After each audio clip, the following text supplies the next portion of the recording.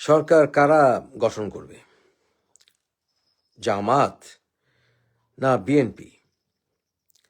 এর আগে একটি ভিডিওতে আপনাদেরকে আমি বলেছিলাম যে জামাত যেভাবে সবকিছু ম্যানিপুলেটেড করে ফেলেছে, তাদের অসংখ্য কর্মীদেরকে তারা এক জায়গা থেকে আরেক জায়গায় স্থানান্তরিত করেছে। তারা প্রবাসী ভোটগুলো তাদের নিয়ন্ত্রণে নিয়েছে। ইলেকশন বিভিন্ন সেন্টারগুলো তারা তাদের বিভিন্ন কর্মীদেরকে দিয়ে, শিক্ষকদেরকে দিয়ে, শিক্ষা প্রতিষ্ঠানগুলোকে তারা তাদের মোটামুটি কবজায় নিয়ে ফেলেছে।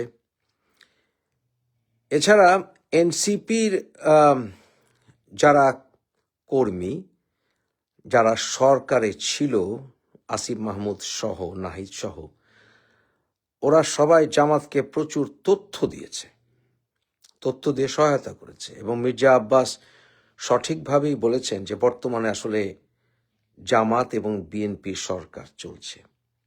তাই এই সকল কিছু হিসাব করে আমি আপনাদেরকে বলেছিলাম যে বিএনপির জনসমর্থন বেশি থাকলেও, বহুগুণে বেশি থাকলেও, ইলেকশন ম্যানিপুলেশনের ফলাফল হিসেবে জামাত জয়ী হতে যাচ্ছে। এবং on top of it, BNP অনেকগুলো ব্লান্ডার করেছে। তারা অসংখ্য বাজে লোককে নমিনেশন দিয়েছে। বিএনপির ভেতর থেকে প্রায় ৭৯ জন বিদ্রোহী নেতা তারা নির্বাচন করছে, যেখানে বিএনপি তাদের জোট এবং বিএনপির ক্যান্ডিডেট দিয়েছে তারপরেও। এবং এতে করে বিএনপির ভেতরে ফাটল স্পষ্ট হয়েছে। বিএনপি তাদেরকে দল থেকে বহিষ্কার করবে, এই শাস্তি দিবে, সেই শাস্তি দিবে, এগুলো বলেও লাভ হয়নি। এসব কিছু হিসাব করে আমি বলেছিলাম যে বিএনপির জনপ্রিয়তা, বিএনপি কিছু হারিয়েছে বেশ, এবং তারেক রহমানের একের পর এক ব্লান্ডার বক্তব্যে তার অযোগ্যতা সে প্রমাণ করেছে। এসব কিছু নিয়ে অনেক দিন আলোচনা করলাম, তবে আজকে নির্বাচনের প্রচারণার শেষ দিন, তাই এই বিষয়ে আমার একটি কনক্লুশন টানা প্রয়োজন। আমি কি চাই? আমি চাই বহুদলীয় গণতন্ত্র। আমি চাই আওয়ামী লীগ রাজনীতিতে ফিরে আসুক। আমি চাই যারা অন্যায় করেছে, সেটা আওয়ামী লীগ হোক বা যে কোনো দলেরই হোক, তাদের সুষ্ঠু নিরপেক্ষ বিচার হোক, যেটা সম্ভব হচ্ছে না এখন পর্যন্ত। আমি কি চাই? আমি চাই বিএনপি যোগ্য নেতৃত্বে ফিরে আসুক। আমি চাই আওয়ামী লীগ সুসংগঠিত হোক সঠিক নেতৃত্বের মাধ্যমে, ভুল থেকে শিক্ষা নিক। আমি চাই বাংলাদেশে ৭১-এর চেতনা জাগ্রত থাকুক। আমি চাই বাংলাদেশে মৌলবাদীরা যেন কোনোদিন কোনো অবস্থাতেই ক্ষমতায় না আসতে পারে। কারণ এই মৌলবীরা যদি ক্ষমতায় আসে, তাহলে বাংলাদেশের সংস্কৃতি চিরতরে ধ্বংস হয়ে যাবে। অনেকে আমাকে বলে যে এই সকল মোল্লা মৌলবী যদি ক্ষমতায় আসে, তাহলে আওয়ামী লীগের রাজনীতিতে ফিরে আসা বিপ্লবের মাধ্যমে, মানুষের মনস্তাত্ত্বিক জাগরণের মাধ্যমে দ্রুততর হবে। এমনও বলেছে যে ভারত সরকারও চায় বাংলাদেশে এবার জামাত আসুক, যাতে করে আওয়ামী লীগের রাজনীতিতে ফিরে আসা বিএনপির সাথে শক্তিশালীভাবে পুনর্জাগরিত হয়।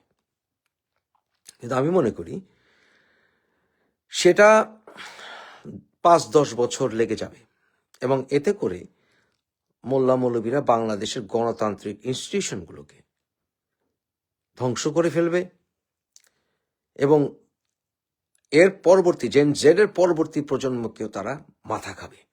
অলরেডি আমাদের বাংলাদেশের আওয়ামী লীগ এবং বিএনপি এই সকল মোল্লা মৌলবীদেরকে ইন্টেলেকচুয়ালি ফেস না করার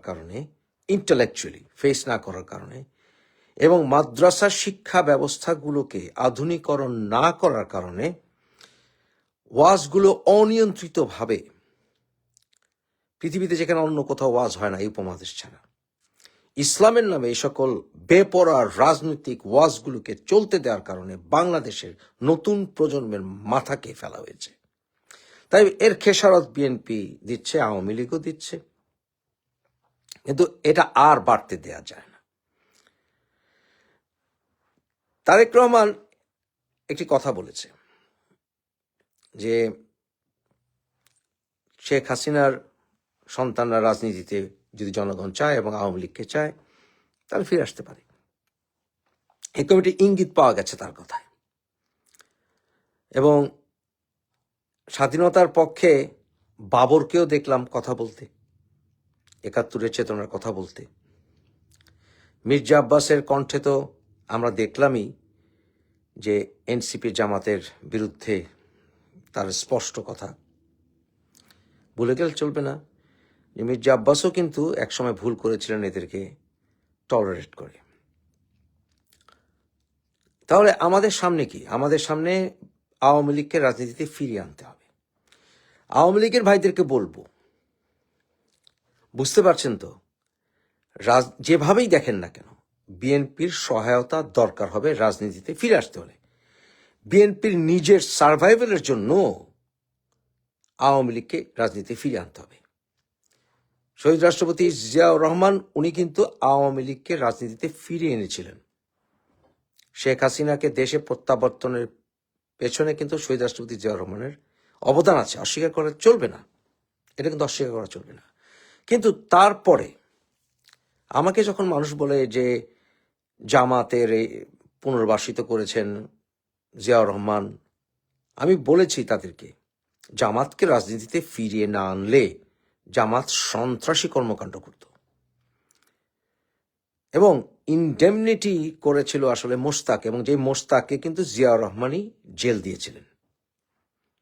জিয়াউর রহমান টাফ না হলে বাংলাদেশের অবস্থা বর্তমানে গত ১.৫ বছর যা দেখেছি তা হতো। জিয়াউর রহমানকে ধন্যবাদ দিতে হবে। তাই রাজনীতিতে ফিরে এসে জিয়াউর রহমানকে কন্টিনিউয়াসলি অপমান করা ঠিক হয়নি। বিএনপি মানে রাজাকারের দল এসব বলা ঠিক হয়নি। জিয়াউর রহমান এই ডালিমদেরকে বিদেশে পাঠিয়ে দিয়ে বরঞ্চ বাংলাদেশকে বাঁচিয়েছিলেন, কারণ ডালিমদেরকে জেলে ভরার মতো ক্ষমতা জিয়াউর রহমানের ছিল না। বরঞ্চ ডালিমদেরকে রাজনীতিতে পুনর্বাসিত উনি হতে দেননি, এতে করে বাংলাদেশকে জিয়াউর রহমান বাঁচিয়ে গিয়েছিলেন, যেটা খালেদা জিয়াও তাদেরকে রাজনীতিতে পুনর্বাসিত করেননি। এগুলো না বলে কন্টিনিউয়াসলি বিএনপিকে রাজাকারের দল বলে প্রচার করে, মুক্তিযুদ্ধই করেননি জিয়াউর রহমান এসব বলে বিএনপিকে দুর্বল করা হয়েছে, যাতে করে অপশক্তির উত্থান হয়েছে, এই সকল জামাতিরা উত্থান হয়েছে তাদের। চাই চিরতরে ক্ষমতায় আমরা এসেছি, আর যাব না, বাকি আমরা ছাড়া বাকি সব দেশদ্রোহী, এই সকল রাজনীতি থেকে আওয়ামী লীগকে বেরিয়ে আসতে হবে। এবং বিএনপিকেও এরকম রাজনীতি করা চলবে না যে আওয়ামী লীগ মানেই ফ্যাসিস্ট, আওয়ামী লীগ মানেই এইটা, আওয়ামী লীগ মানে সেটা। আমরা বঙ্গবন্ধু এবং জিয়াউর রহমানকে এত বিতর্কিত না করাই ভালো। সবাই তো অন্যায় করেছেন কম বেশি, একেবারে যে সবাই তর্কের উত্তরে মানে বিতর্কের ঊর্ধ্বে তা তো নয়। পৃথিবীর প্রতিটি মানুষকে, প্রতিটি নেতাকে নিয়ে বিতর্ক করা যায়, সমালোচনা করা যায়, অসম্মানিত করা দরকার নেই, কারণ আমাদের ফাউন্ডিং ফাদার্স তারা।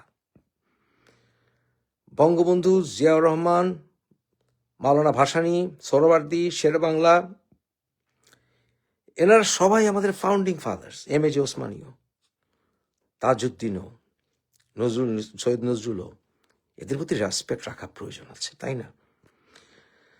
তাই আওয়ামী লীগ যেন এবার ভুলে না যায় যে বিএনপি যদি তাদের নিজস্ব অস্তিত্বের কারণে আওয়ামী লীগকে রাজনীতি ফিরিয়ে আনে, তাহলে যেন আমরা এরকম একটি বাংলাদেশ পাই যেখানে আমরা সবাই অন্য দলকে অস্তিত্বহীন না করে দিয়ে এবং রাজনৈতিক নেতাদের ব্যক্তিগতভাবে আক্রমণ না করে, অযথা আক্রমণ না করে সুন্দর সুষ্ঠু সাবলীল রাজনীতি আমরা সামনে উপহার দিতে পারি। এটা যেন বিএনপি আওয়ামী লীগ কেউ না বলে। তাই অবশ্যই বাংলাদেশে রাজনীতিতে আওয়ামী লীগকে ফিরিয়ে আনতে হবে, এটা তারেকের কথা থেকে বেরিয়ে এসছে, হুইচ ইজ ভেরি গুড। এটা একটা ইম্পর্টেন্ট রোল প্লে করা উচিত যদি সুষ্ঠু নির্বাচন হয়, রাইট? যাতে সুষ্ঠু নির্বাচন হয়, এর জন্য আমাদের কাজ করা উচিত সবার। এবং যেহেতু রাজনীতিতে ফিরে আনার ব্যাপারে বলা হচ্ছে, তারেক ইঙ্গিত করেছেন অলরেডি, একটা সুযোগ তাকে দেয়া যেতে পারে। অন্যথায় বাংলাদেশ একটি ভয়ঙ্কর পরিস্থিতির ভেতর দিয়ে যেতে হবে সামনে। এটা কি বুঝতে পারছেন? তারেক যদি ক্ষমতায় যায়, অর্থাৎ বিএনপি যদি ক্ষমতায় যায়, তাহলে তার এই কথার ভিত্তিতে, যেটা ভেরি গুড, গত দুদিন আগে বলেছে, এটা একটা ব্যাপক ইম্প্যাক্ট নির্বাচনে পড়বে যদি সুষ্ঠু নির্বাচন হয়, এবং যদি ভোট কেন্দ্রগুলো জামাত জালিয়াতি করতে না পারে, তাহলে বিএনপি কে আওয়ামী লীগের উচিত নির্বাচনে ভোট দেওয়া, সুযোগ দেওয়া উচিত। কারণ বিএনপি সরকার গঠন করলেও এমন চাপে বিএনপি পড়বে যে এই উগ্রদের চাপ বিএনপি সহ্য করতে পারবে না। কারণ বিএনপি রেজিমেন্টের দল না, রেজিমেন্টের দল জামাত এবং রেজিমেন্টের দল হচ্ছে আওয়ামী লীগ। তাই জামাতের জন্য খড়গ কিন্তু আওয়ামী লীগ, জামাতিদের জন্য, ইসলামী উগ্রবাদীদের জন্য, যারা ধর্মকে ব্যবসা হিসেবে নিয়েছে, জান্নাতের টিকিট হিসেবে নিয়েছে, মানুষকে বোকা বানাচ্ছে, তাদের জন্য অ্যান্টিডোট হচ্ছে আওয়ামী লীগ, বিএনপি না। তাই বিএনপি সরকার গঠন করলেও বুঝে যাবে যে আওয়ামী লীগকে রাজনীতিতে ফিরিয়ে আনতে হবেই। তাহলে চলুন এই দফা আমরা সবাই বিএনপিকে পাশ করাই, জামাতকে যেন আপনারা ভোট না দেন, জামাতকে কেন্দ্র দখল করতে দিয়েন না। এবং কিভাবে আসবে তাহলে এই ইলেকশনে সবচাইতে স্ট্রং রোল কারা প্লে করবে বলুন তো?